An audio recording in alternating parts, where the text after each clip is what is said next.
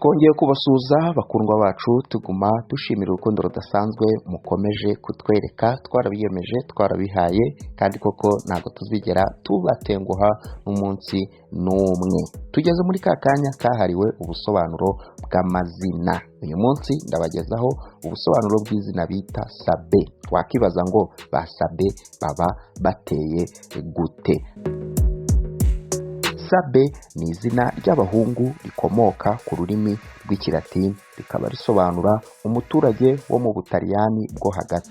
Ba Sabe bakunze kurangwa no kumenya gufata ibyemezo, bagira inzozi nyinshi kandi baba bumva nta cyababuza kuzigeraho. Nubwo bakunze kugira imico itari myiza, ntibibabuza kugira umutima wo gufasha abandi. Amategeko yabo no kwifuza ko ibintu byose bikorwa uko babitekereje bituma kubana na ba Sabe biba bitoroshye. Bakorana ibakwe kandi bagakora ibintu babikunze, kandi bagakoresha uko bashoboye ngo ibyo bakoze bigaragarire abandi. Bahorana ibitekerezo byo gutera imbere.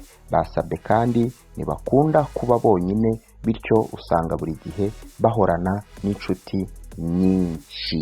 Nawe rero uramutse ushaka yuko tugusobanurira izina ryawe, watwandikira muri comment, ubundi tukarikugezaho mu kanya nk'ako guhumbya. Reka rero tubonane ubutaha. Nyagasani ushobora byose akomeza abahundagazeho imigisha idasanzwe.